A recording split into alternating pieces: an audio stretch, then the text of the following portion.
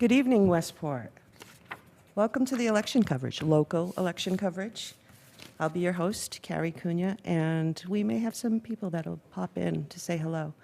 Join us on Google Meet. It's been posted on social media. The link, you can watch us on YouTube, and we will respond in the comments. The candidates, we will have early election results. They should be in shortly. I'll be looking down at my phone occasionally, and as soon as they're in, I'll be putting them up on the board, and we'll be running a graphic on the screen. The questions as well. We're going to try to get all the information for you quickly. Right now, let's show a little bit, while we wait, let's show a little bit about the candidates. We're going to start with Jesse. Are you ready? You know, this is your first time running for office. Why this race and why now, I guess? Yeah. You know what? I mean, this is my first time running for office. So when the seat became an open seat, it really got me thinking a lot, and I looked around and, I looked around at my government and I thought to myself, I said, I don't really see myself being represented there. And when I thought that, I really, thought long and hard, and I said, I think a lot of my neighbors feel the same. And being in the insurance industry, I'm dealing with different types of people every day. So I might have just, somebody just coming in regarding their auto insurance, and then the next customer might be somebody that owns a lot of commercial property in the downtown district of New Bedford, Fall River, for example. And, a lot of the same gripes all come back to the same thing. What's going on with our government? It just doesn't, it feels like we're not being represented. The working family, the business owner, the seniors, the veterans, there's a lot of underrepresented people out there. So really what I looked into here is that how could I best serve and fix this issue with what I can bring to the table as far as running a business and having a young family that's dealing with the struggles that we're all facing today with the cost of living increases and so on. So let me ask you, this 8th Bristol District is very diverse, right? You've got It is, yes. Precincts in Fall River and New Bedford, 2 gateway cities, and of course you've got the full town of Westport, Yeah. and parts of Freetown and Acushnet, where you're from. Yeah.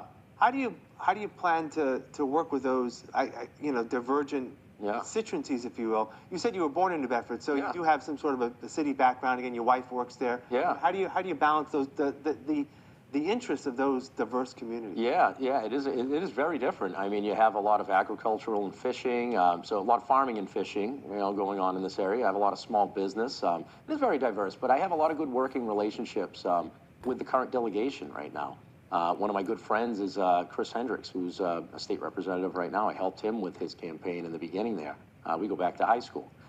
As far as the city of New Bedford, I have a lot of good working relationships with the city councilors, council president, know the mayor pretty well. He's actually a friendly son with me. As far as even Mayor Coogan, I sat with him recently.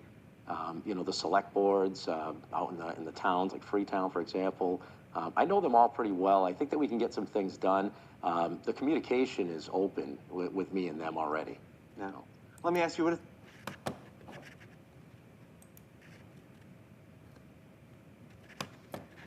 That was Jesse.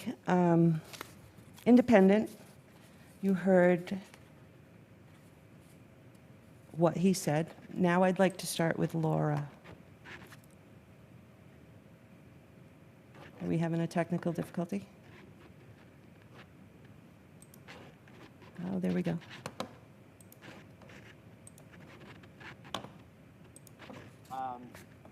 you're running as an independent. Yeah. Why did you decide to do that? Have you ever been part of a political party, or? Well, I decided to run as an independent because it really does depend on the issue. So certain issues, I am much more aligned with, we'll say, a red hat, and other issues I'm much more aligned with the blue hats. And at the end of the day, we're all human, and so it's important that we focus on solving problems in a way that respects everyone's dignity and voice, and everyone's best interest, regardless of what color hat. Yeah, That was Laura.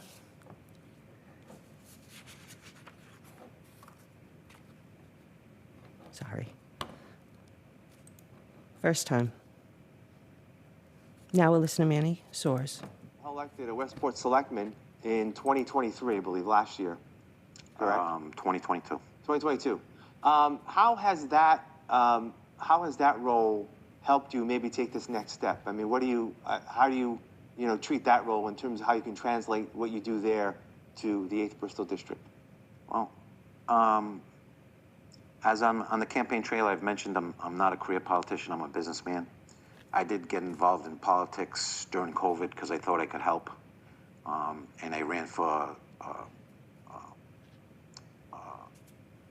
the planning board seat in Westport against an incumbent, and I won.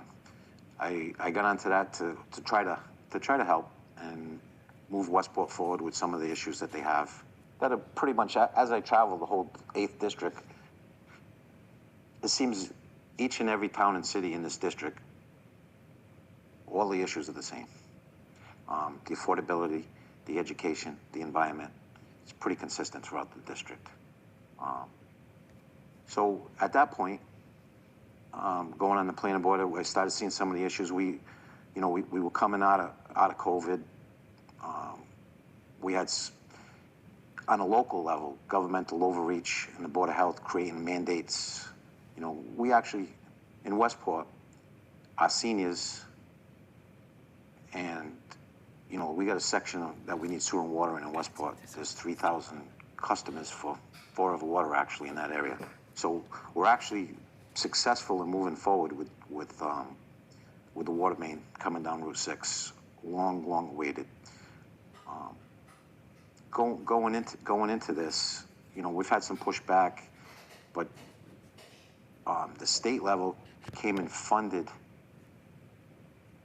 the complete design, and then when the presidential, when Biden got into, and he's talking about infrastructure money, so the planning board got challenged with getting a shovel-ready project for Route 6, and we did that. Yeah. With Senator Rodrick's help. However, for some reason, Westport wouldn't pursue the money on that level. We've actually sent some money back that we had for the sewer. Fortunately, the PFAS grant contamination came in. Route 6 is contaminated. We got a $4 million grant, and we were able to move forward and actually create a loop off of Route 6 to pick up an elementary school in that neighborhood that has contaminated water. Yeah. So that was a great success. But at that point, I saw where the bottleneck was, and it's on the select board. So that's why I ran for select board. So we have a 5-member elected select board, and they are the sewer and water commissioners in Westport. So I've been trying to create a Department of Public Infrastructure in Westport. You might have heard some of the stuff. I've been hearing things on WSAR about water bills in Westport. So one thing that really concerns me about that is, I guess the city councils, we've been negotiating to pay that water bill in Westport. Now the city council wants to go back to negotiations because Westport didn't pay their water bill.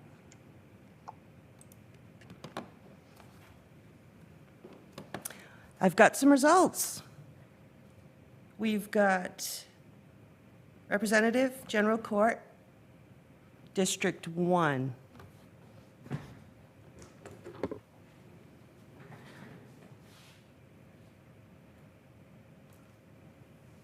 Steve Ouellette, 985. Christopher Thrasher, 734. Laura Hadley, 106. Manny Soares, 211. And Jesse St. Julius, 166.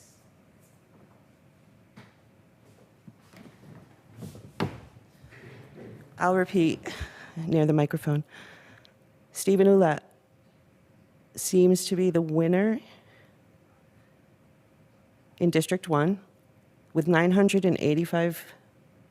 Christopher Thrasher is second with 734.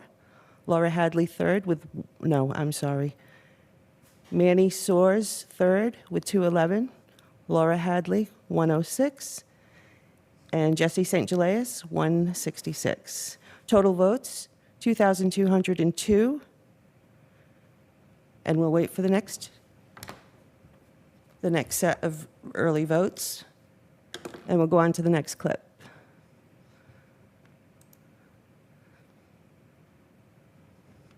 This is going to be Stephen Ouellette. Let me ask you, what are some of the, maybe top issues? We'll get into some specifics, but what are some of the top issues you feel are important that you want to address? Well, statewide right now, of course, the migrant problem with our rents going through the roof, the economy. While most of that's national stuff, the migrants issue is a problem here when the government calls a state of emergency. So our people can't afford to live here. That's a concern. The other side of it is we have to balance it. If rents are too low, we're going to have our people getting pushed out for people from other counties. So it's a delicate balance. But I think housing is one of the top things we've got to work on. People need to be able to stay here. If you're working, you should be able to live in the area you're working on. So that's one of the top issues. My top things that I work on is public safety, transportation, of course, schools, because I work for a school system. So those are the top things off the top of my head. I don't know if you want me to elaborate or. No, we can elaborate on some of the issues, but so let me ask you, this district, the 8th Bristol District, encompasses parts of two cities, New Bedford and Fall River. Yeah. And as well as, of course, the entire town of Westport. Yep. Part of Freetown and part of Acushnet. That's a very diverse district. How do you try to balance the needs of two gateway cities Exactly. with those of towns that are rural and suburban? Yeah, I mean, stuff we're dealing with now, like trying to get water and sewer in the town of Westport, is tough. You need zoning changes. People do not want to build out. We're working on water now because there was a grant. The taxpayers did not want to pay for it, but we got grants to pay for it. So nothing's coming out of their pocket. But it's just unique. Like New Bedford at a meeting, they want sidewalks. Westport doesn't want sidewalks. They fought not to have sidewalks. So yeah, you've got diversity there. But the good part is, instead of everybody wanting sidewalks and you got to spread the funds out, okay, New Bedford wants sidewalks, Fall River wants their sidewalks done. We can concentrate on that. And Westport wants more open space. Let's work on open space. So I think it's a challenge, but I think it's a good challenge because of the diversity. My grandparents came from Fall River. I'm 4th generation in Westport. My father's parents are from Westport, but my grandfather and grandmother met in the mill in Fall River.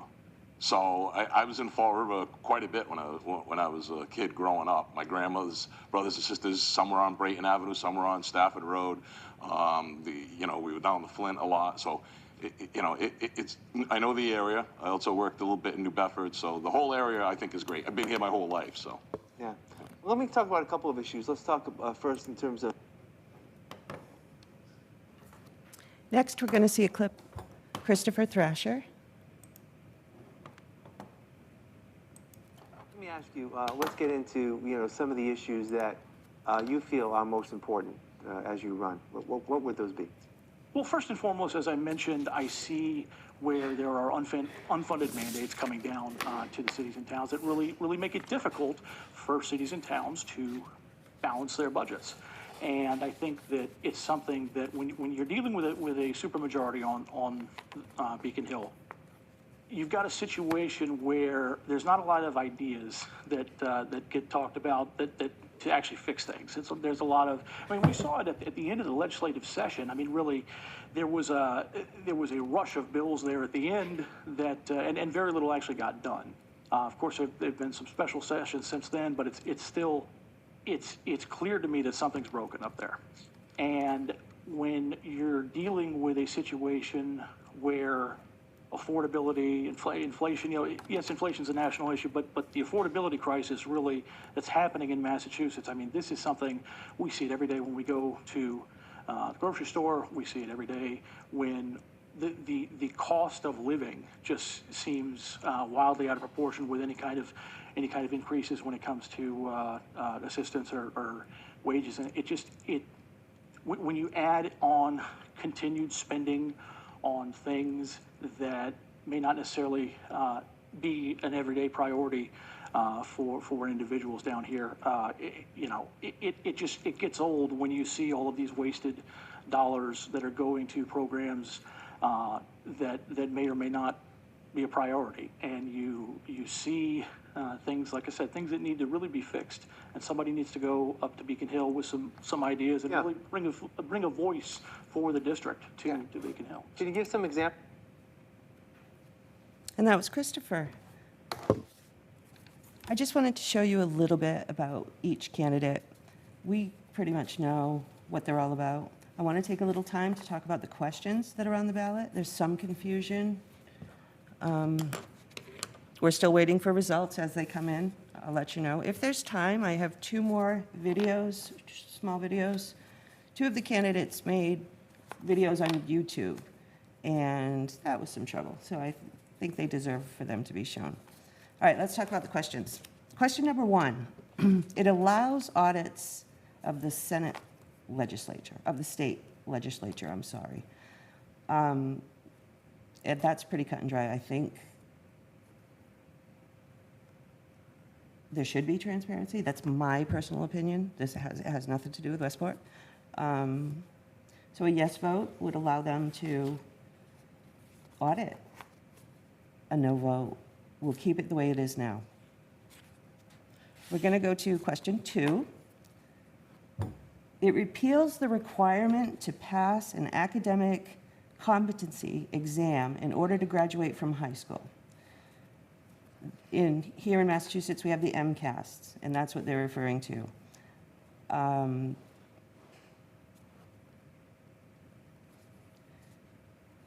Right now, you do have to pass the MCAS in order to graduate from high school. So a yes vote repeals that. A no vote, I think that's common sense too. The one question that I've got a lot of questions on is the psychedelic substances. But let's keep going through them. Question number 3, allow rideshare drivers to form a labor union. I have asked a couple of rideshare drivers. This really affects Uber and Lyft. They want to.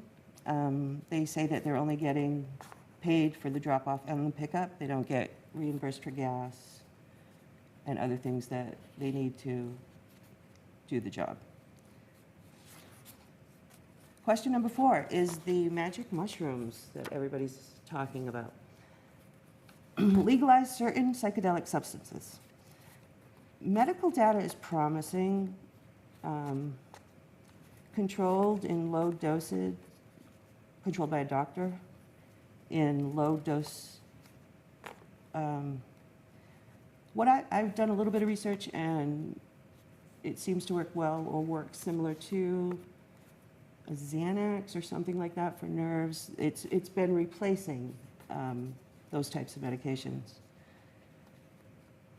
So a yes would mean they could do this, they could test it, they could continue collecting data. A no is no, keep it the way it is. Question number 5, raise the minimum wage for tipped workers. Every tipped worker I've spoken to says no.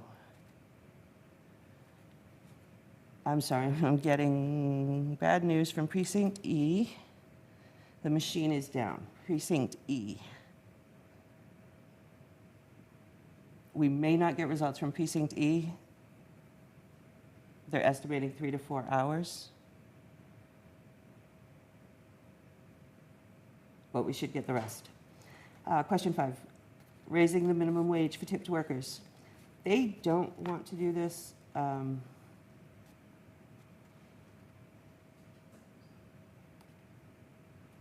They don't think it would be fair to the people that they work for. But I read something interesting, or maybe it was something I watched online, that people like hedge fund managers, this would affect them because then they could raise because they're a tipped worker as well. And that would lead to all kinds of things. But do the research yourself, but you probably already voted. And that's it, the 5 questions. I'm just going to take 1 second, I'm so sorry, to see if anything has come in. Oh, and there I am on TV. Wonderful. All right, we have a little bit more time. So I'm going to play Christopher's YouTube ad.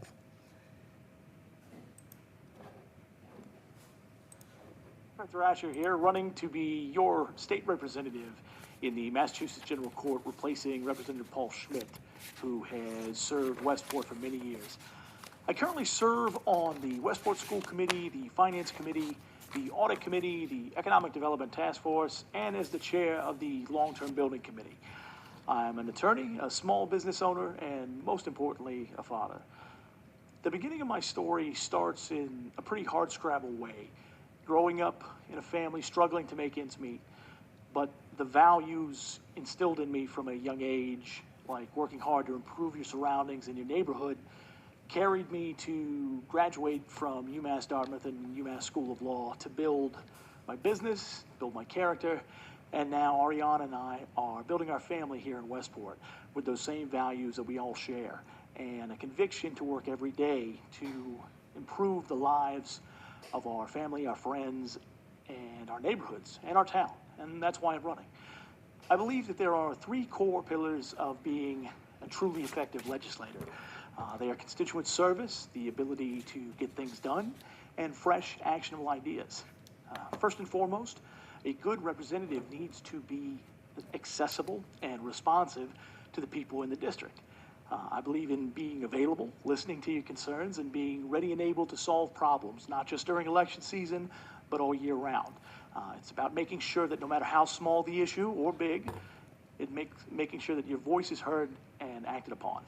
Second is the ability to actually get things done in the State House. I'm focused on serving you, the voters of this district, and not a party.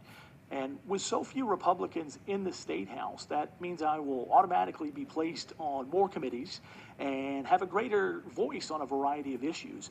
And I'll have a unique opportunity to work closely with the majority delegation, including our own Senator Rodericks, to ensure that the 8th Bristol District's concerns are heard and addressed at every turn. I've spent my career working across party lines to build coalitions and to solve problems. And I'll use that experience to deliver results for our district. The third thing you need is fresh ideas. Our district and our Commonwealth face many unique challenges, and we need bold, forward-thinking solutions to tackle these challenges. And I'm focused on real reforms that will make a difference, like cutting the cost of starting a business, addressing senior housing security, pushing back on the unfunded mandates that are squeezing our cities and town budgets. I'm standing up for affordability, accountability, and transparency at every turn, and I'm standing up against the offshore wind industry.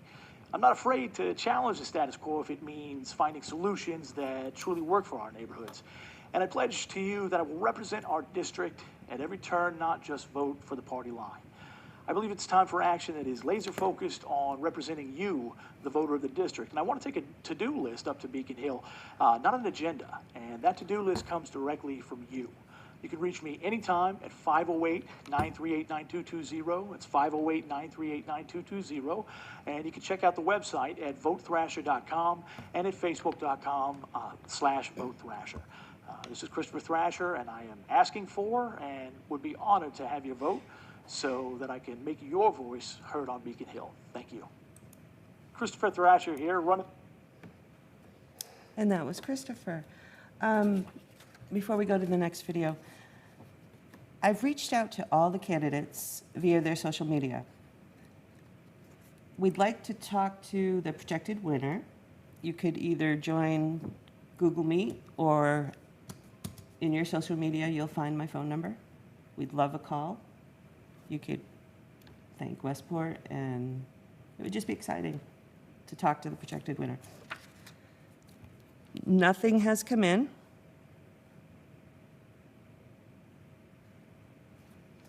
And I don't believe there's any questions, or nobody's in meet. Come on, guys.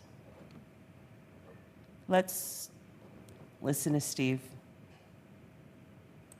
Hi, folks. This is Steve Willett, running for state representative in the 8th Bristol District, which, of course, is Westport, a little bit of Fall River, a little bit of New Bedford, some of Acushnet, and some of Freetown. I'm here tonight asking for your vote on Tuesday.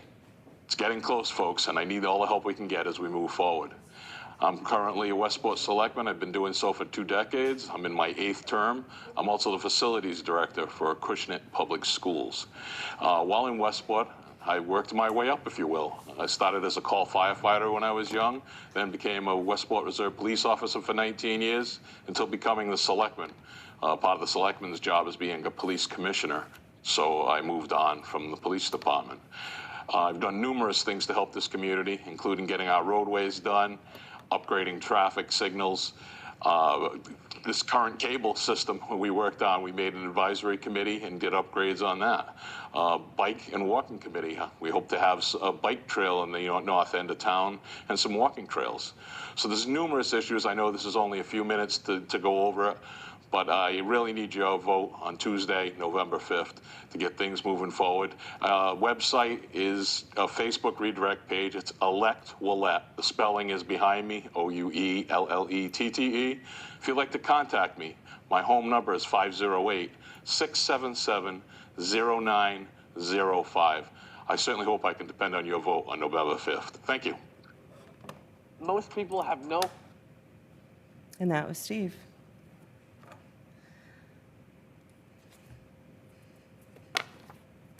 I'm going to go up and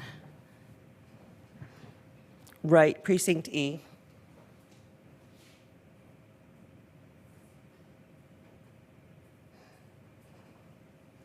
Because we won't have those results tonight. And no more just yet. They'll probably all come in at once.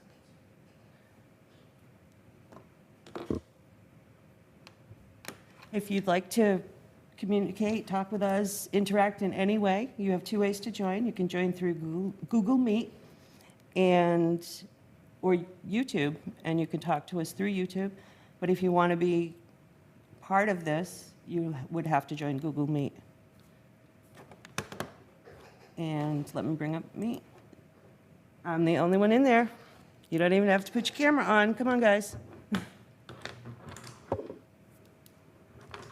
The tabulation machine broke in Precinct E. Interesting. I wonder if they have a spare. Probably not, if it's going to take 3 or 4 hours. I didn't want to show videos all night.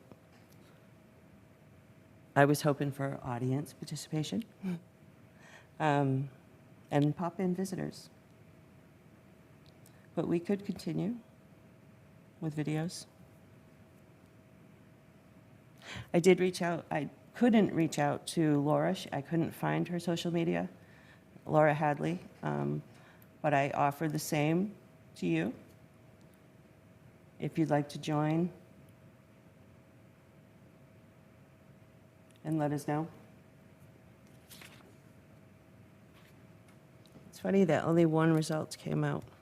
All right, let's see what else do we have here. Oh, we don't. I didn't load any others.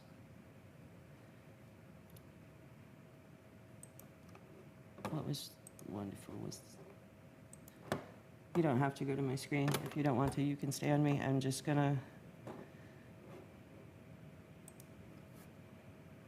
find the other video.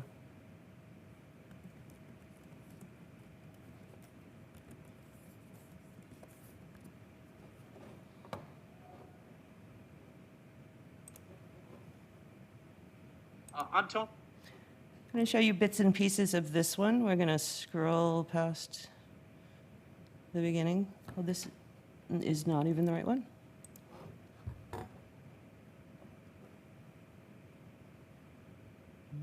Okay. I'm so sorry about that.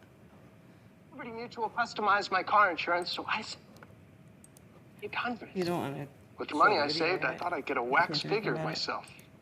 Everybody this evening on behalf of the American Legion and the Westport Business to Business Group. With the 8th Bristol District. I'd like to start off, I guess we'll just go down the road Yeah, here, Steve. let's just play the beginning. Well, a couple of questions here, folks.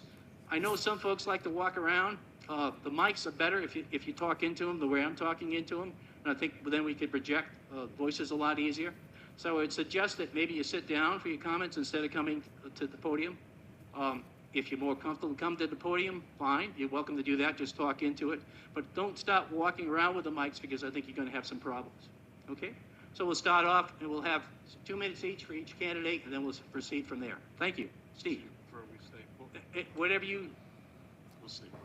Whatever you prefer, Steve. Either way. Everybody hear me okay? Thank you. Good evening, I'm Steve Willett.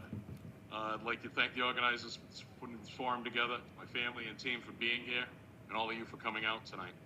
I'm here asking for your vote for state representative of the 8th Bristol District. That consists of 13 precincts. 1C in New Bedford, 2 and 3 in Acushnet, 2 and 3 in Freetown, 1A, 6A, and 6B in Fall River, and all of Westport.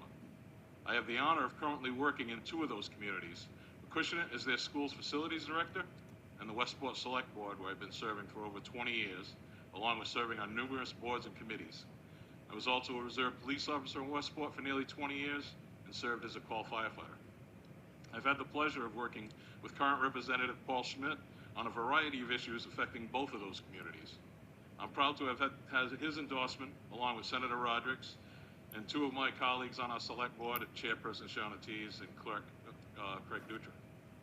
They've endorsed me because they know I develop relationships and work with others to get things done for the people I serve. I'm running to be your state representative because I believe I can use my proven leadership and years of experience to build on what I've done in Westport. When I see a problem, I bring people together and resources together to find a solution, and then I roll up my sleeves and get to work. For example, years ago, the Route 6 and Sanford Road intersection in Westport was one of the most dangerous in the region.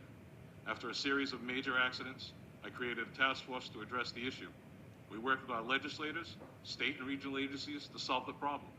Together, we made numerous upgrades and made it safer. We got the job done. I would start my term with relationships like these already in place and could hit the ground running. I want you to believe that when you send your children to school, they're in a safe learning environment, that your schools have what they need to run the facilities and to provide a great educational experience. I believe that our seniors and veterans also need safe spaces, and they need communities that are accessible, walkable, and have the services they need. As a 4th-generation Westport native, I, along with my wife Kim, attended Westport schools. Most of my family lives in town. My daughter and her family, my new baby grandson Lincoln, my mother, 2 and 3 of my sisters and aunts. My time's up. I'm asking for you to believe in Steve and vote for me on November 5th. Thank you. Thank you, Steve. Andy? Hello, my name is Manny Swords, your independent candidate for state representative. I'd like to thank Tony Vieira, the American Legion Business. I'd like to thank Tony Vieira, Business to Business, the American Legion, as well as the Westport High School for hosting this forum. I'd like to thank each and every one of you for being here to see and question your state representative candidates. I truly appreciate, and I'm sure that the other candidates appreciate, this great opportunity to present ourselves to you and answer any questions that you may have, the moderators, or you may have. We all know that state representatives vote on many issues that affect our lives, from public safety to taxes and everything in between. But a state representative should never vote for what a political party or special interest wants. It's what the people want. That's what matters. That being said, I personally feel that the most important issue residents of Westport and South Coast have is the quality of life that we will pass on to our children, and the affordability and a safe environment.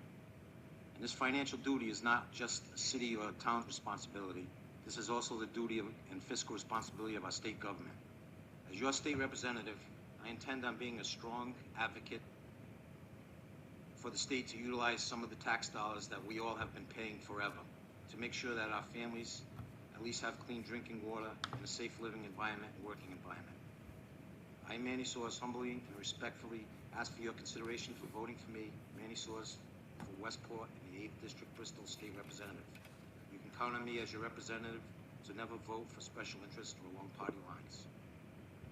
Thank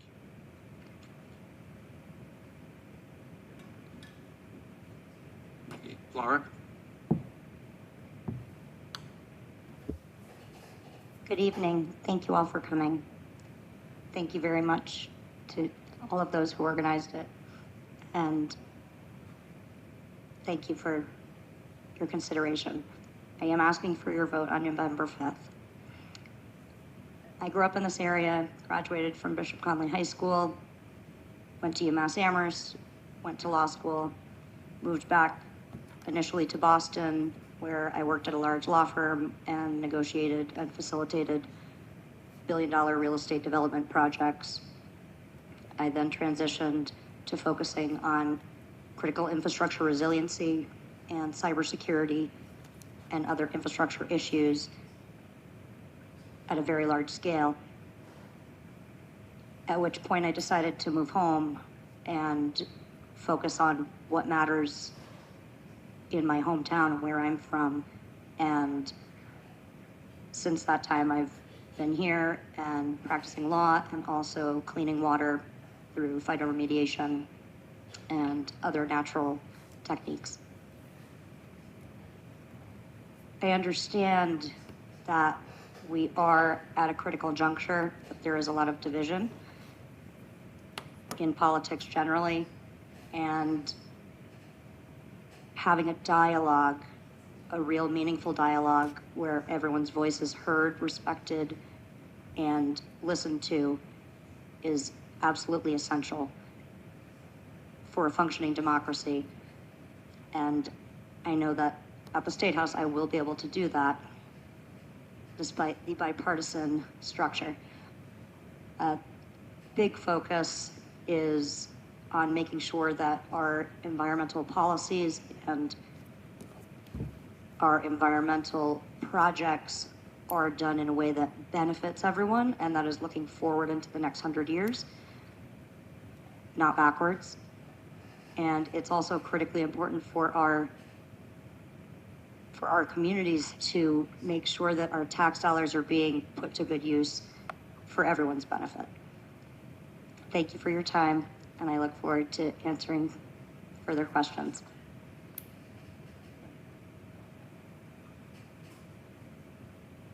Missy? Jordan Central High School, how may I help you? I'm going to help you. Really? See, we have to watch commercials too. I promise I'm not gonna walk around this stage, okay? No, actually, if you don't, you want to find. Yeah, go right here. Go right here. The only thing is, I'm not a good dancer, I won't do that to everyone here, so. Sure thing. Hello, everyone, I'm Jesse St. Gelais, I'm 41 years old, I'm the independent candidate from Acushnet. So, feeling a little left out over here, you know, as everybody here is from Westport. But I'd like to thank you all for having me here. Thank you, Tony, for putting this on. Thank you, Representative Schmid, for everything you've done for this town. So, here's the thing. When you look around and you see party politics taking over our voice, that's really the reason why I decided to run in this race. There's so much division. We need a strong voice that's going to go up to the State House and represent everyone. We're not going to just toe the party line. We're not going to look out for our own interests. We're going to look out for you. That's what my campaign is all about.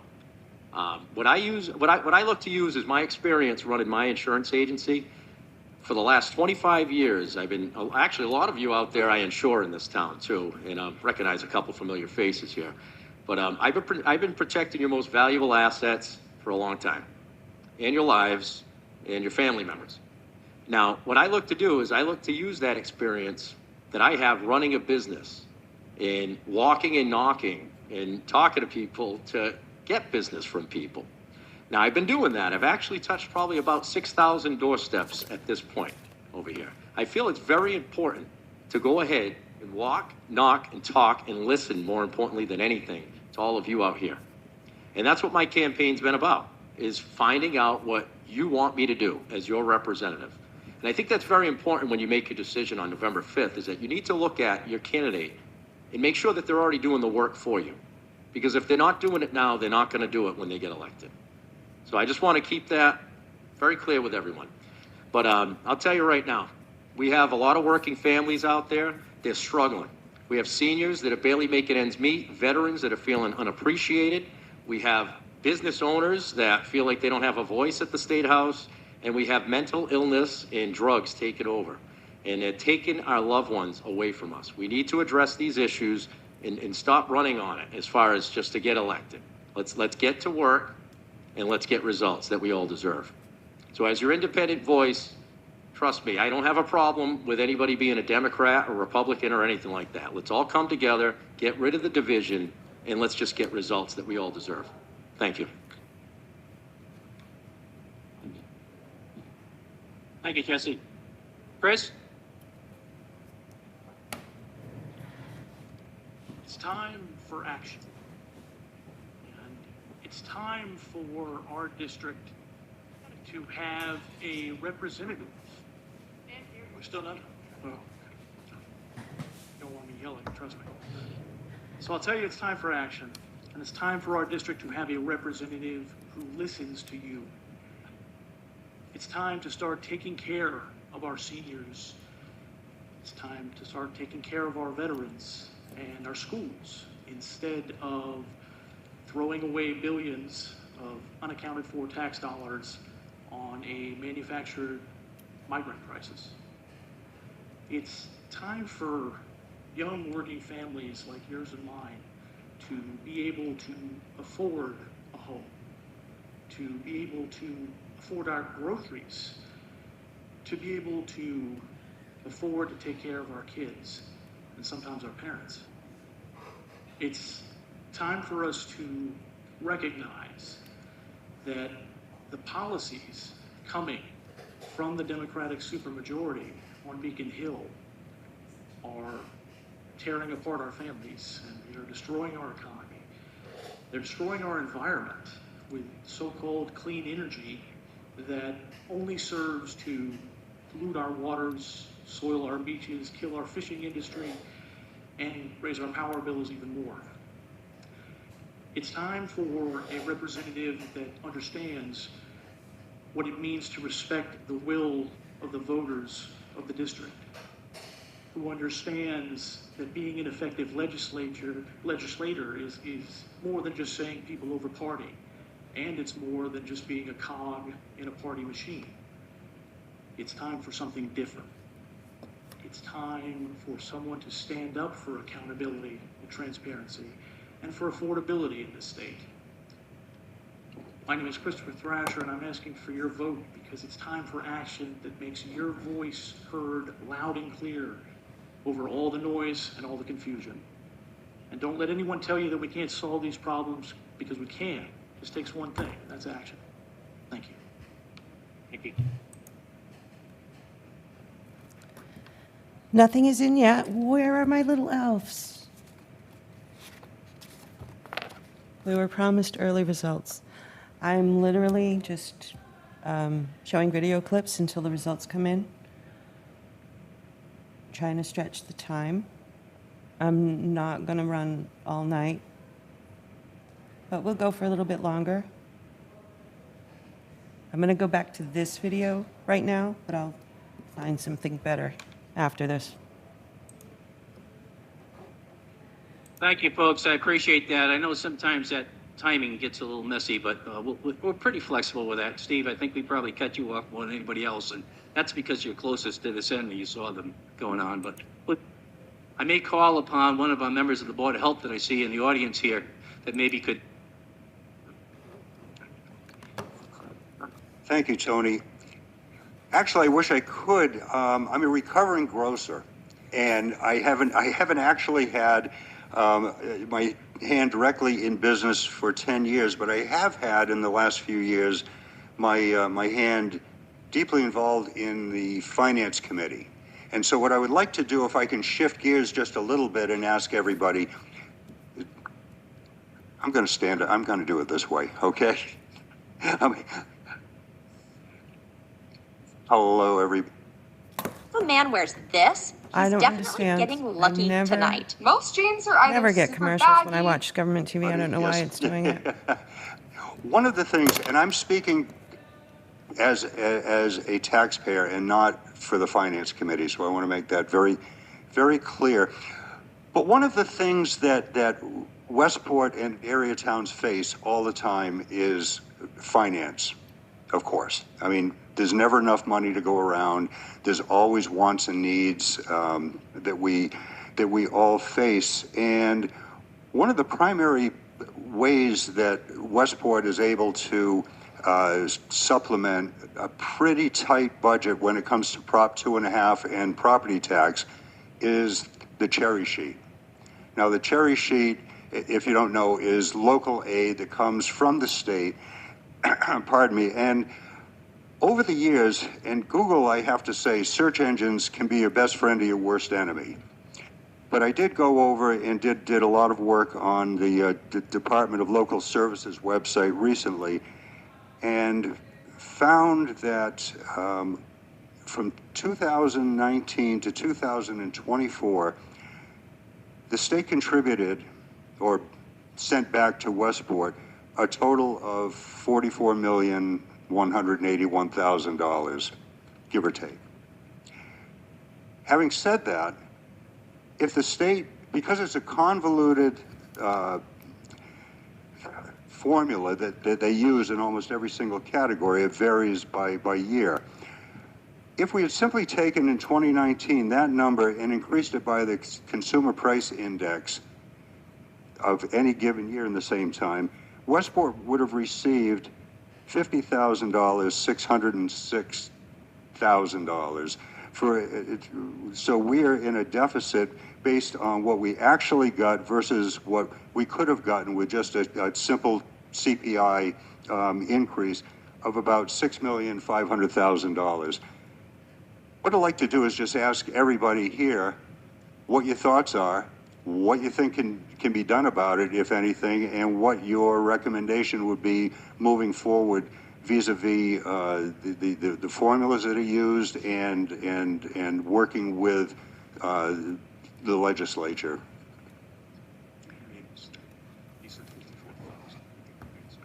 No, sorry, 44 million, sorry about that. And it was 50,606,000 we would have gotten. Let me see if I can kind of summarize that real quickly and ask all the candidates to speak to that a little bit. What Al is speaking, points if you go first. I would be happy to. Okay, Chris. Start on this one. So first of all, thank you, Mr. Lees, very much for this question. And I serve with Mr. Lees on the Finance Committee, and I will tell you that the issue with these unfunded mandates in particular is one of the main reasons I decided to jump in this race. So you mentioned that even if the funding had kept pace with inflation, we're looking at a structural deficit there somewhere in the neighborhood of 6 million. And when you actually look at the numbers as far as what is received in terms of not just the Chapter 70 reimbursements, but the unrestricted funds, Westport only took in, I think this last budget, I have this number in front of me, it's only $1,498,000 and change.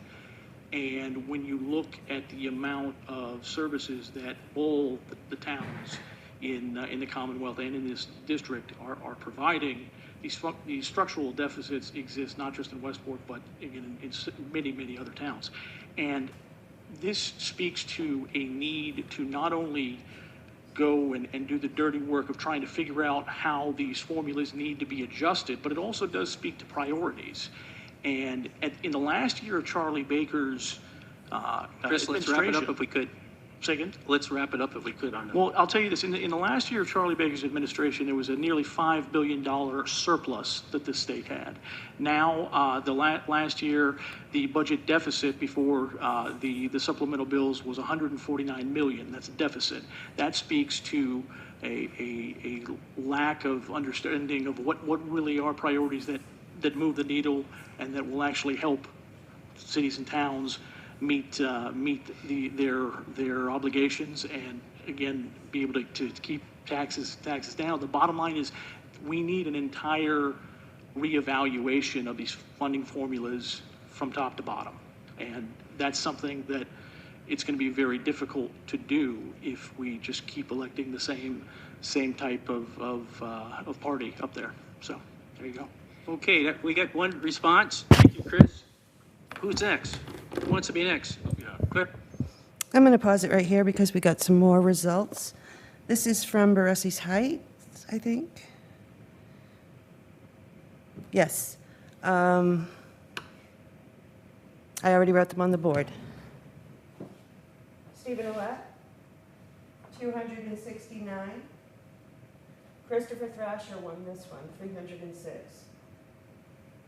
Miss Laura Hadley, 48. Manny Soares, 104. And Jesse St. Julius, 27.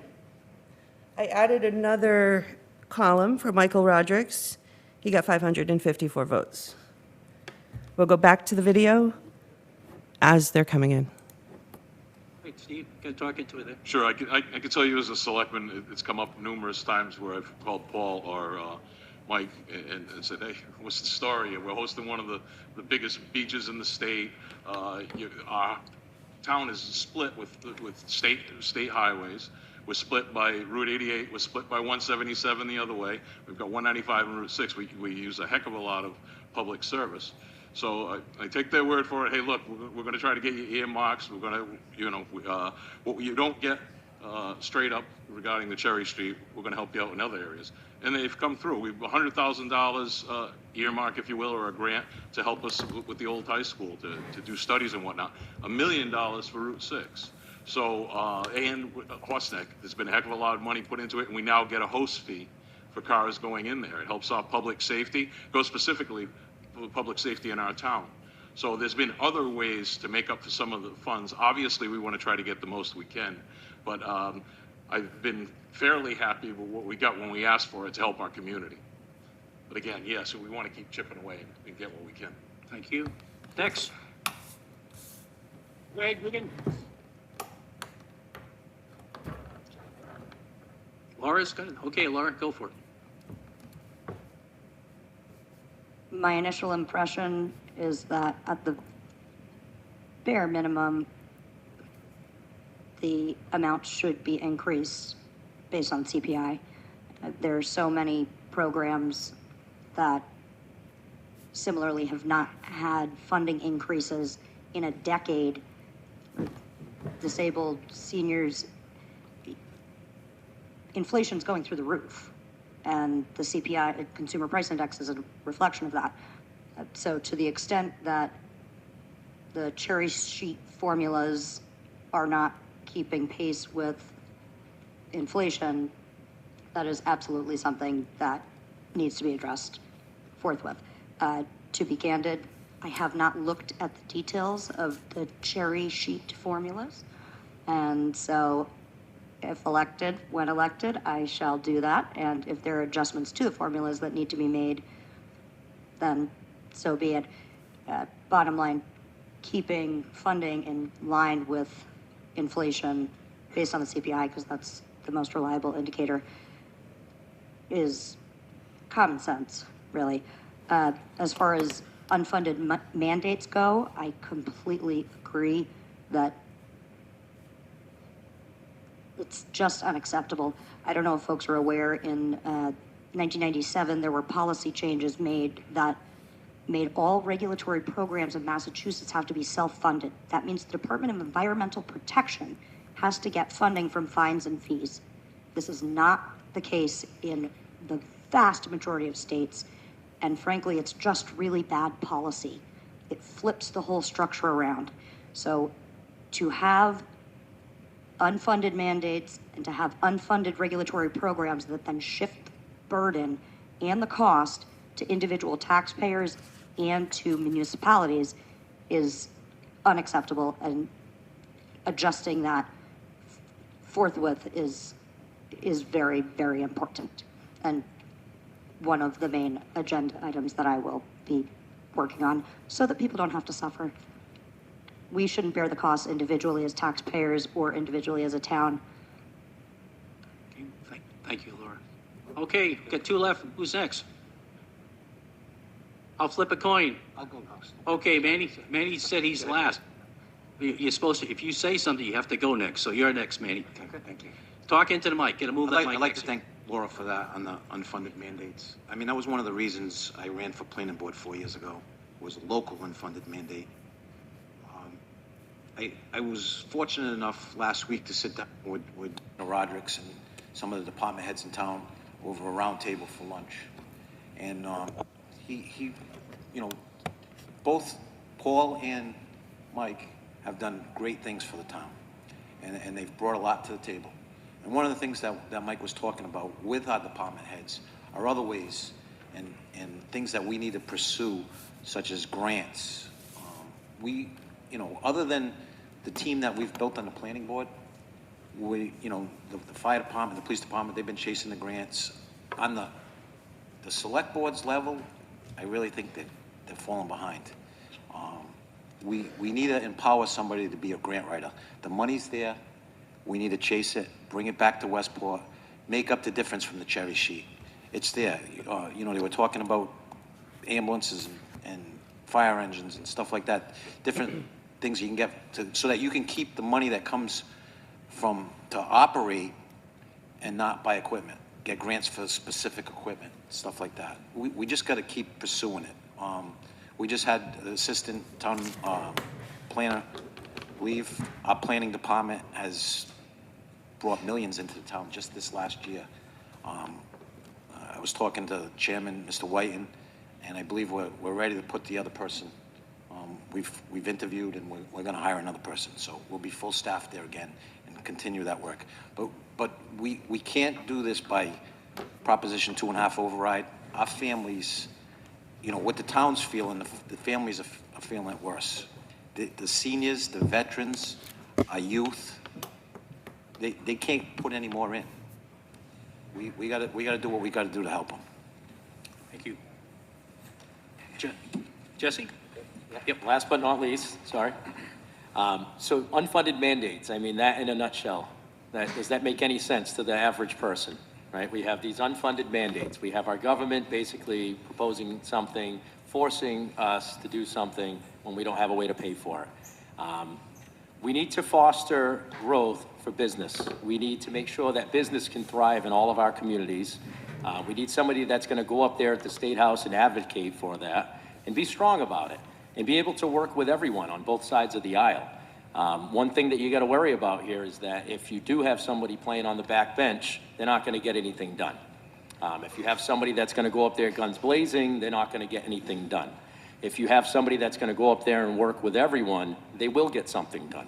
I'm living proof of it. I've been doing it for a long time. But as far as funding anything, you know, grants are great, but grants aren't playing the long game. I'm not saying we shouldn't do that, but what I'm saying is that's very short-sighted to rely on that and to run a town that way. We need to make sure that Massachusetts becomes a better place to do business, because that's ultimately what we need, is we need to make sure that we keep jobs here and business growth here. We need to make sure that we're not, again, back to what you said about Prop 2.5, that's not an answer to go ahead and raise our taxes. We have people that are, I mean, we're at wit's end with this. We can't afford anymore. I mean, I don't know if anybody's looked around, but we're in kind of a terrible situation when it comes to inflation, right? So I'd love to see some stabilization for seniors, though, with their, you know, where maybe we could protect them from their taxes going up. I'd love to see that. Maybe we can look into some programs and explore that with, you know, up there at the State House. But a little bit of a common sense approach. Let's try to attract some more business growth in these areas here, and that way we can create jobs. We'll have a nice commercial tax base coming in, too.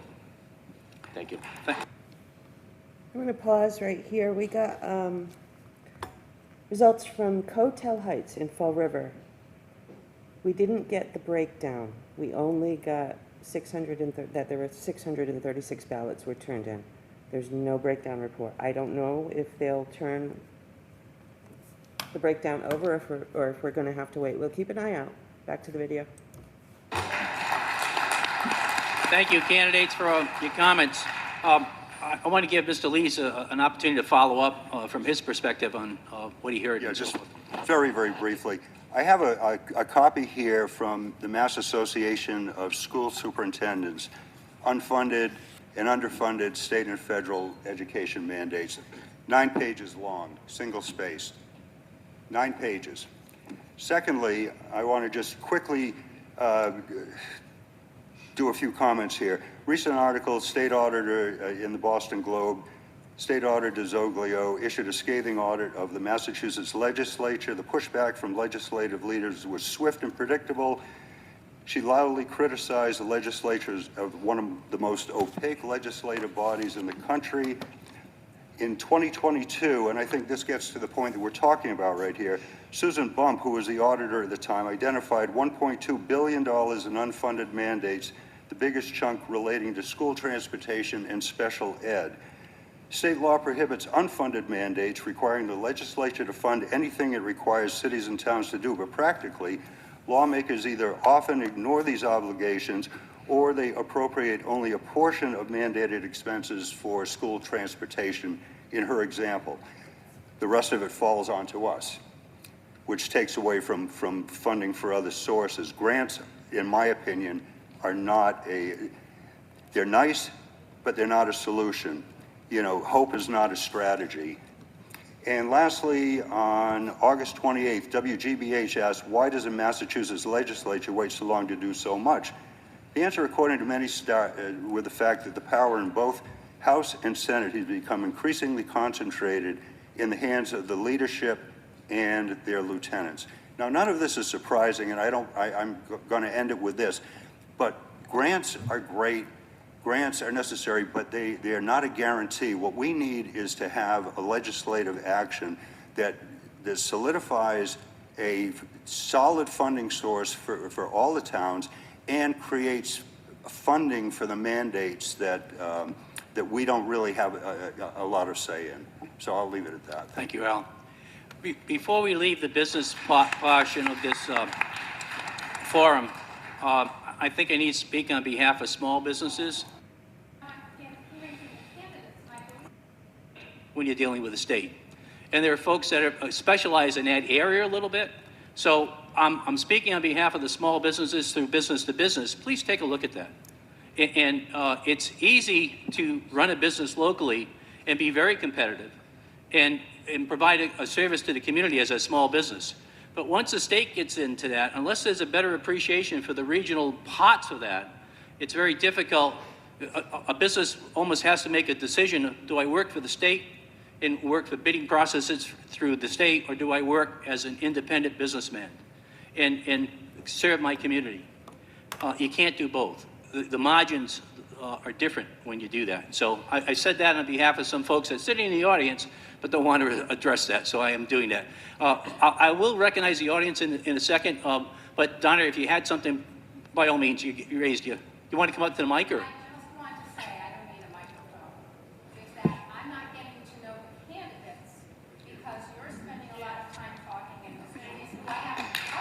Yep. I'm hearing from you, but I'm not hearing from the candidates. I believe that part. Yep. Yeah.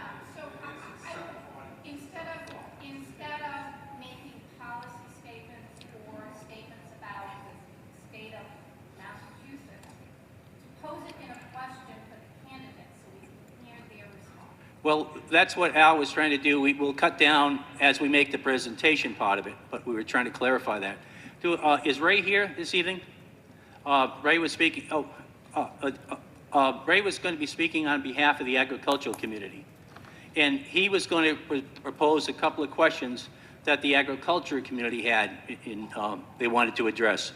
We also have a couple other folks that were addressing other concerns. And we wanted to do that when we organized this. The people that asked me to do that, they wanted to hear the responses to all the candidates to those areas. That's why we had the panel to start with. If there are people in the audience who would like to change the format, I'm comfortable with that. I don't have a problem with that. We can come up to the mic and we can start asking questions of individuals. Remediation, loss of taxes, and any other costs that the town of Westport and any other city or town will incur with those disintegrating blades, which we know will happen in the future. Okay, thank you. Okay. Yep. I'll go first. Oh, Manny, you're first, good. I'll promise you, day one, I'll look into that, because the major concern is that that should be already in place. And if it isn't, we're in trouble. I know firsthand that they've failed throughout the world. They're failing on land right now. We have a contractor that's from Westport that's traveling the country dismantling these windmills right now. On land, they're millions of dollars to take them down. You can't imagine the cost if they're abandoned out there, what it's going to cost us. And my problem, and that's one of the things where I say I'm an independent candidate. It's no different when the Democrats get in the last presidential election and they shut down the pipeline. You know, offshore wind's going. I'm in support of jobs. I'm in support of unions, but it needs to be done responsibly. And what we're seeing right now, I will hold them accountable and look out for the fishermen. Who wants to go next? I'll go next. Thank you. Steve? Yeah, I mean, it's certainly something I'd look into to start right off. We need to know the impact, we need to know the remediation, and we need to get together with fishermen and their representatives to see exactly what the input is and impact, and we'd address it. Obviously, there's a concern when you have styrofoam floating all over the place, but if you're a fisherman, once you know you go past the Texas Towers, we see a steady stream of trash coming from other states, all kinds of garbage out there. So there's concerns across the board for our ocean. But certainly, yeah, we need to address exploding, if you will, blades and the impact. And I certainly hope the testing they say that's going to be required comes true. But yes, it is definitely something we need to look into. I understand that the fishing industry in New Bedford is actually helping with the blades and doing some transport and whatnot. So we'd have to look at the overall economy. That's what I understand. I have not got together with the fishing groups, to be honest with you, but I understand there is boats helping the process, making some funds out of it. Jesse? So earlier today, I actually did get together with the fishing groups. I was at the Whaling City Seafood Auction right downtown in New Bedford. There was actually a few other, there was a lobsterman, Skip, right here from Westport. I was talking to him too as well. I actually have a piece of one of those windmills right in my vehicle outside. It's ridiculous. So to answer your question, as far as allowing a business such as offshore wind to come and do business here without requiring them to be essentially insured, that if their blades break off and they damage our precious ocean, it's very irresponsible to even allow that in the first place. There's a lot of issues there. I'm going to go on and on a little bit here about even right down to as far as the quotas, that we have issues with that. And it's killing our fishing industry.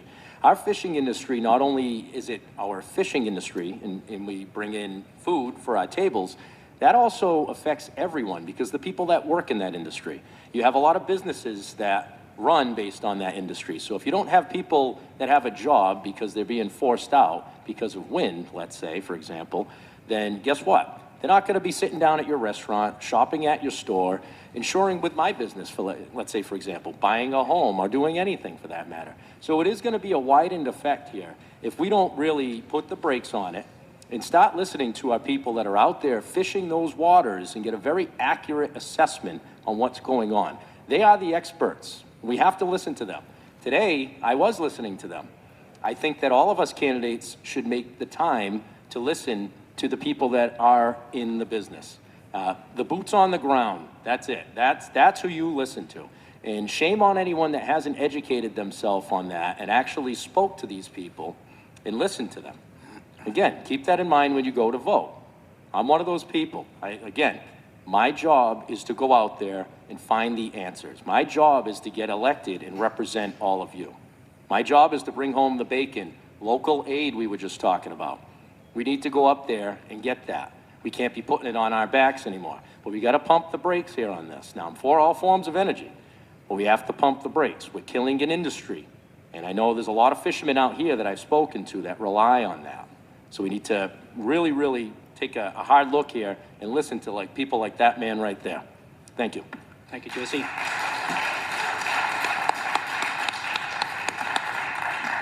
Laura, Chris? Sure, I'll go ahead and fire away. It's very hard when talking about this subject for me not to start yelling and start ranting and raving, because I will tell you, we've been sold a bill of goods on this entire offshore wind scam. And yes, I use the word scam. I don't take it lightly. The last budget that just came through, I think it had, let's see, $9,900,000, almost $10 million worth of direct subsidies from state funding to the offshore wind industry. There is an offshore wind tax credit of up to $35 million for these developers, and yet there is no requirement for a bond for damages when something like this, like the blade, happens. There's no requirement that the offshore wind developers have to do anything when they leak any hydraulic oil into the ocean. There's no accountability for when the blades are certified at testing centers that aren't even long enough to accommodate the size of the blades, so they cut the blades in half and then they do the math wrongly, obviously, and we pay the price when we walk down our beaches, and the amount of fiberglass that we saw when that blade disintegrated is not even the slightest microcosm of how much of that fiberglass is actually in the ocean now. You asked directly, would I stand up for a bond requirement in the legislature? And my answer is unequivocally yes from day one. Not only is a bond requirement necessary to be able to take care of these damages when it happens, but also we really have to look at the actual structures of these developers. Vineyard Wind is an LLC. If Vineyard Wind suddenly ceased to exist, there's no further way to try and get compensation back for damages. There's 1,001 things that I could talk about how the offshore wind industry is killing our fishing industry. It is from top to bottom nothing but a money grab. It has nothing to do with green energy. The technology that's being built here is not even technology that has been used anywhere else in the world. We're being used as guinea pigs. We're being sold a bill of goods, and it's time for somebody to stand up and say enough is enough and start fixing this. Thank you, Chris. Laura? Well, to start, the concept that a cable is coming through Westport is way premature as far as I'm concerned, and as far as I think most people in Westport are concerned. If there have been deals done behind closed, locked doors, we need sunlight on them. Bottom line, we need environmental impact statements. We need to make sure that if it's even considered to go under the Westport River, that it doesn't kill the East Branch. And to answer your question, day one, I would get a copy of all of the contracts and all the agreements that have been put in place to date to see what exactly the state of affairs is. We cannot have fiberglass shards washing up on our beaches.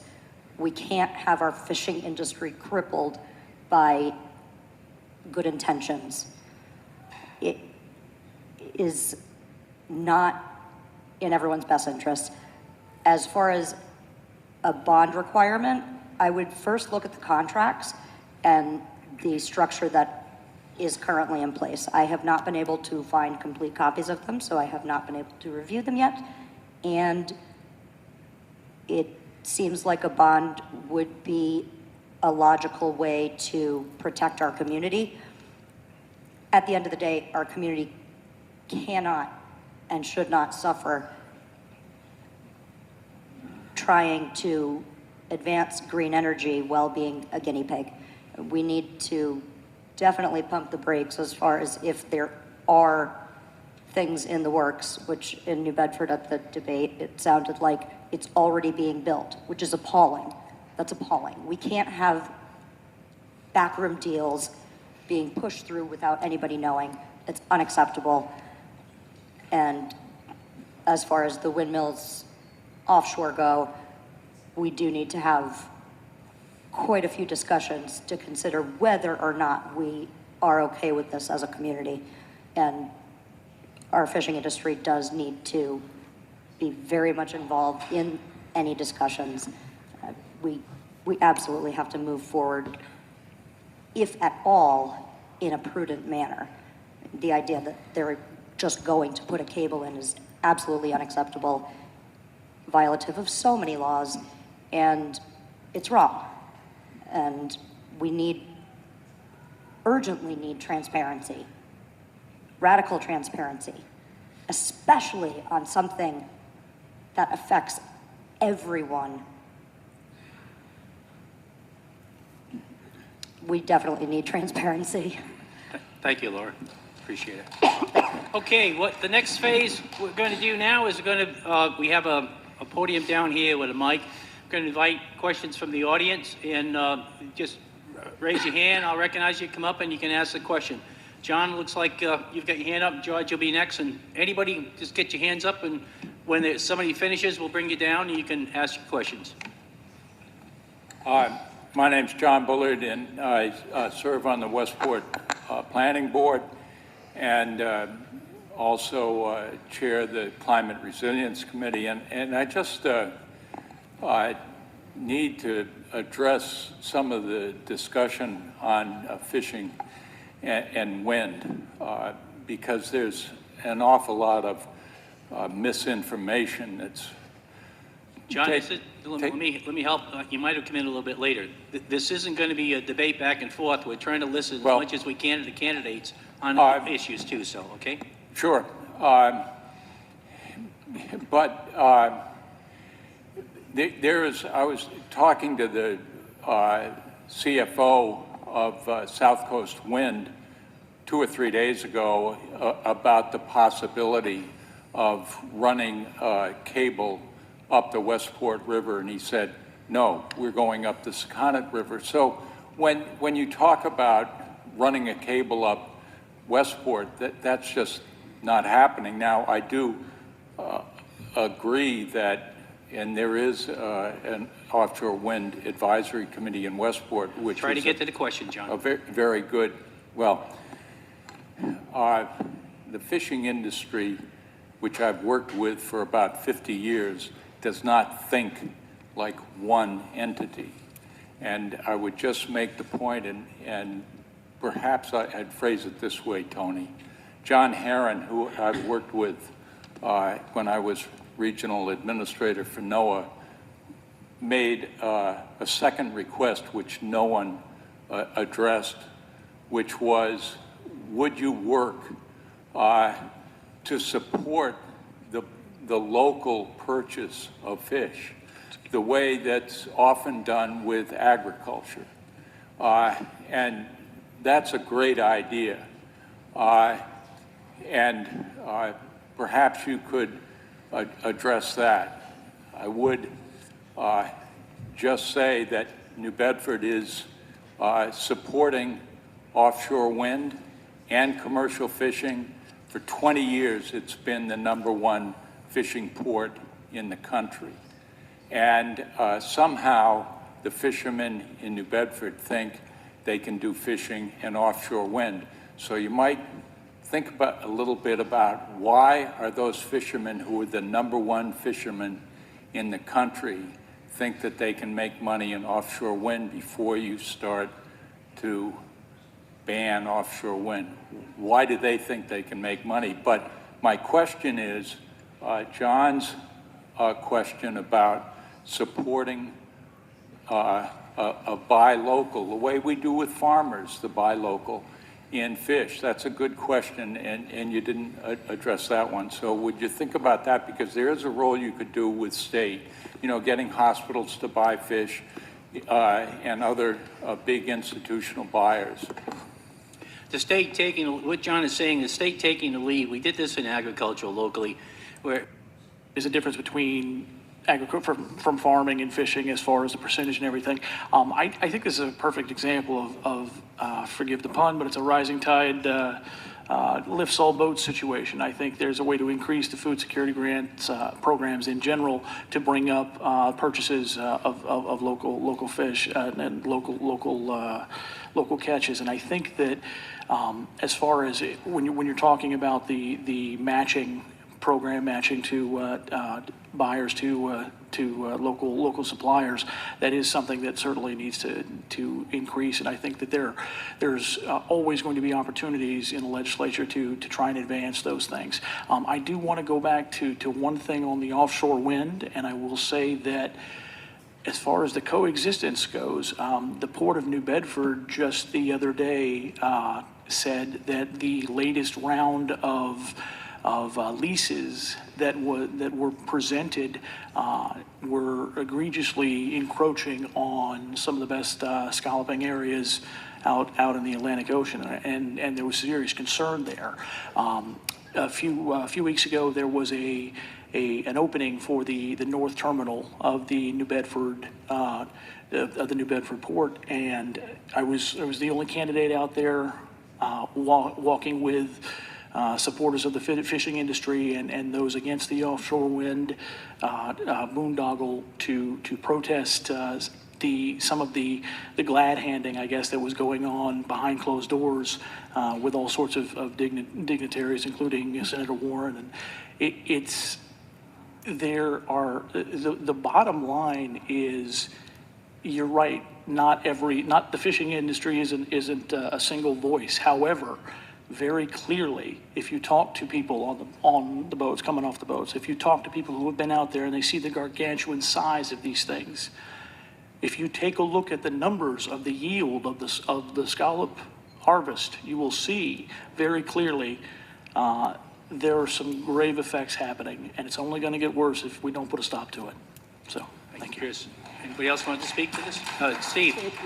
Tony, as you know, I support buy local. When we came up with the local farmers market years ago to support our farmers. You were on economic development. We were kicking around even trying to help our agriculture have a canning facility in town. So yes, I'm wide open to helping our local area. I mean, years ago we were trying to get more excitement in New Bedford, and it reminded me with all this talk. We came up with the regional Congress, just to have more activity, more business, the food services and whatnot in New Bedford, something fun. So yeah, I'm wide open for ideas. Love to be part of it. Our farmers market's still active. We have summer and winter, and that's supporting our local farmers. Thank you. Jesse? So has anyone looked at the price of scallops today? So today I was speaking with Cassie Canastra, and that was something. I mean, it's ridiculous how expensive that is, right? You know, I mean, they're not even going to be on a menu anymore if they go up that high. Now, as far as the subsidies that Wind has provided for the fishing industry, that's just putting a Band-Aid over something. You know, I mean, we're putting these windmills in areas where we're fishing in. Why aren't we putting them closer to shore? Why aren't we putting them on the shoals? Why aren't we putting them in areas that won't affect the fishing industry? I mean, that's something that just to me doesn't make any sense, and it doesn't make any sense to the fishermen that I spoke to today. I spoke to one gentleman that's been doing this longer than what I've been alive, and I'm 41 years old. So, I mean, again, the experts are telling me otherwise. I think that we really need to look into that, and with all due respect, Mr. Mayor, I appreciate all the work that you put in there, and there is, we can all work together. It's just, we have to make sure that we're not doing it at the expense of another industry. Thank you, Jesse. Laura? To directly answer your question, yes, absolutely buying local seafood and making sure that in our local institutions that is prioritized is absolutely something that I would support and do support. The farm-to-table concept is one that we have been working on, and it is working well, and that reduces the cost of living across the board. Food should not have more frequent flyer miles than you or I, and so any way that we can help to support our fishermen, buying local and ensuring that our institutions at the local and state level support that, I would absolutely be in favor of. Thank you, Laura. Manny? I'll make one quick comment on the offshore wind and the affordability in our electric bills. That's only the tip of the iceberg. You know, we had, you know, we want to say we put the brakes on. As John had said, it's being built, and if you go to New Bedford at the pier that they just built, you can see these massive units that they're already being constructed out there. They've already have a 500-ton DC transformer at Brayton Point. It's coming, it's hitting there. They just signed a 5-year contract to upgrade the grid. This is where our costs for our electricity, the Green Deal is raising our electrical costs right now. It's only the tip. And the environmental things that are coming to light right now, we need to take a close look at this before we continue. That's all I'll leave for now. And as far as buy local, that's what I've done and my family's done for generations. My family started hauling from Westport to the Boston Farmers Market. That's how my grandfather started his transportation business in 1942. After graduating college in Boston, the big dig was going on. I'm in that industry. I chose to stay on the South Coast and work here for the last 40 years because I love the South Coast. I prefer to go to Ace instead of Home Depot. I prefer to go to a local restaurant than a chain. That's why I'm here, and I totally support buy local. We could do something with the fishing industry. We actually do that a little bit at the point, you know, with the fishermen coming in selling locally. We've got the oysters out there. We're putting it right in the restaurant as it comes out. We need to go do a little bit more of that. Okay, thank you, Manny. I'm going to go to our next speaker. George, you're up next, but Jesse. All right, nobody wants to watch videos all night. Let's talk a little bit about some of the things that were said. First of all, walking, knocking, and talking. I thought that was cute. Jesse said that. Manny talks about grants and mentions having a full-time grant writer.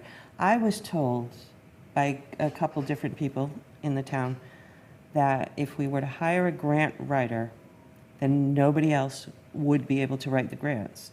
They'd all have to go through the grant writers. And many, many people in many different departments right now are writing the grants. And we really don't want to change that because money is coming in through grants. And it's something that Westport has never really utilized. And I'm glad to see that they are. The fishing boats, let's talk a little bit about that versus the wind. This is a hard one. The candidates have answered safely. But I like something that Jesse said, not at the expense of another industry. This is a tough one. I've recently been enlightened. Constance, she's so great. They are causing damage. But the fishermen are working with the industry and have found a way to supplement their income. So what do you do? What do you do? Let's move on to affordability. All of the candidates talk about affordability, and it is a big issue. I really don't know. I mean, we could do it at a small level, at a state level, but not. A lot of people don't realize that private companies set their own prices. And in the foreseeable future, I don't think that's going to change. Let's hope that doesn't change. Too much government, you know? Everybody complains about too much government. Walking, talking, knocking, and talking. I'm going to cut this very soon. I was told that the results would be in by now. I guess they all have to report what's counted by a certain time now. And some have. I'll play a little bit more of the video Let's go 10 minutes and see what happens. See if any results come in, and we'll revisit. I'll skip the moderator. So you had your hand up.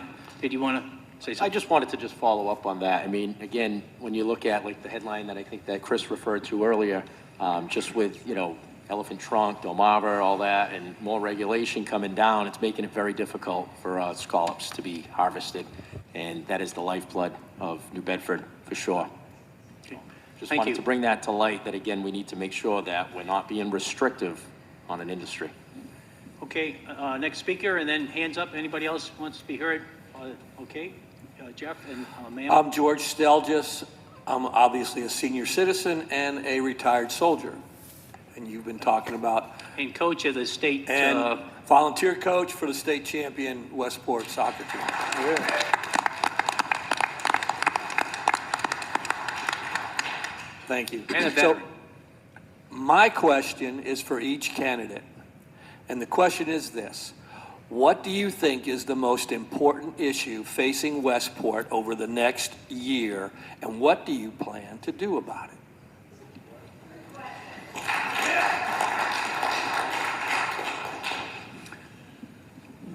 Well, right now that opera money's run out and all our gift funds, it's to keep our people and keep with a steady budget. We're lucky in town that we had a healthy free cash amount come back of $3 million. So it looks like we're going to be able to survive another year. But I certainly taking care of our budget, taking care of our people, and obviously the community is a big issue. We're looking into building up Route 6. There's been some pushback on it. We were hoping for more business. We were hoping for more funds coming into the town. With thousands of cars going to Horse Neck every day, maybe grab some of their money on the way in and out. But, you know, it's a tough battle in town. We don't want to turn into another community with a lot of stores. So in a nutshell, right now we're trying to survive. We're trying to keep your taxes low. And we're going to work hard to do what we can to keep this going. And we'll keep bringing things to the people to have their input, to see what they want in this town for options to bring in more funds. Thank you. Thank you. Laura. So I think one of the biggest issues that we will be facing in the next year is our water and clean water. It is appalling that people in Westport would go and sign petitions, vote something down at town meeting, vote something down at the polls, and then it would be pushed forward anyway. There's $4 million set aside for PFAS funding, polyfluoroalkylides, forever chemicals. If you put a pipe in, that doesn't do anything for PFAS. If you put an on-tap filter and gave one to every single resident, not household, resident, either activated carbon or reverse osmosis, it would cost $2.54 million. That would leave extra money to help defray the costs of improving someone's septic, improving, you know, gray water systems. There are so many infrastructure projects that now seem to be just barreling along when they're using 100-year-old technologies.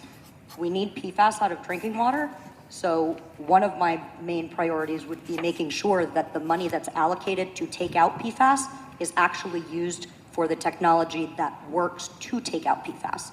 Because even at water treatment facilities, they don't yet have these processes in place in all facilities. Very, very few do. So putting a pipe in would not improve water quality. And it would give everyone a water bill when currently, with limited exception, they don't have one. So forcing betterment costs and forcing tie-ins for a project that everybody, or the vast majority of people, voted down and moving forward with it anyway is unacceptable. And we need to focus on making sure that the funds that are allocated to solve problems do solve those problems and are using the technology that works and is working all over the world. Thank you. Check this out. I'm going to show you how I want to take a break here just for a second and point out that there are no betterments There's no betterment costs. They're not forcing or being forced to tie in.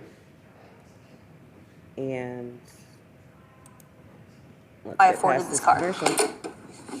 Okay, you ready? All right, $118 for car insurance. That's how much. Who's next on that? Manny? Okay. I think the number one issue facing Westport now and moving into the future is affordability. So I support the voters' decision not to borrow money to install sewer and water down Route 6. I support it wholeheartedly. But I do support the sewer and water down Route 6 and the north end of Westport on these undersized lots that cannot maintain a compliant Title V system. So another thing with PFAS contamination, it also comes from a septic system. So the water pipe with the PFAS grant, installing the water, that solves the immediate public health threat. And the technology for treating the water is in the water treatment plant. Secondly, without a sewer pipe, it does nothing for the environment. So that goes back to the sewer treatment plant. So one of the things, and the reason I support the sewer and water is, like I had said, when I got onto the planning board, it was for an unfunded mandate. As we started getting into the issues, so this sewer and water project for Westport has been studied, has been designed. So we have a Camp Dresser and McGee study. We have a Face Boffett and Thorndike study. We have, as of most recent, we had the master plan, which would be coming up on 10 years now. I got involved on the 5-year master plan. We had the Kleinfeld integrated water plan. And any of these candidates, if any of them have read that, and Laura, I don't know if you've read that, but I think you should read the millions of dollars that we have into this project already. And the other thing is we had the DEP knocking on our door. When they reviewed the work that Westport has done in the master plan review, in the planning board, they left. They're busy right now down the Cape. But if we don't do what we said we were going to do, they'll be back. They were looking for a watershed permit to mandate us. We were doing it on our own. That's why I support the sewer and water down Route 6. And the 3,000 residents that now, so when the water main's coming through and the people they thought they were going to get a betterment charge. This is going to be put in front of their house. If they need to tie in, they tie in. If they don't need to tie in, they don't. It's very simple. And then they're going to have a water and sewer bill from here on out when they currently don't. So And all of these approvals were right after it was voted down at town meeting, correct? So what was voted down at town meeting was the borrowing of the money, a debt exclusion. We're not looking for a debt exclusion. We got a grant to put the water main in. We can do the same thing with the sewer and pump station. We have businesses that need the service. Fall River has the capacity. We're in a much better situation than many other communities. Swansea just passed it. They're constructing their sewer next year. They just put manholes in the intersection after the Venus de Milo. However, Somerset doesn't have the capacity for them. They're looking to try to tie into Fall River. We don't have to build a sewer treatment plant. But the other thing is, when you're putting septics around a reservoir, the Watuppa is a reservoir. There's a thing called the Clean Water Act. We need to follow those things. We got two other candidates. You want to chip in on this and give your opinions? Can you repeat the question, please, on what was asked? Sure. Yeah, okay. George, you want to do that? I'm sorry.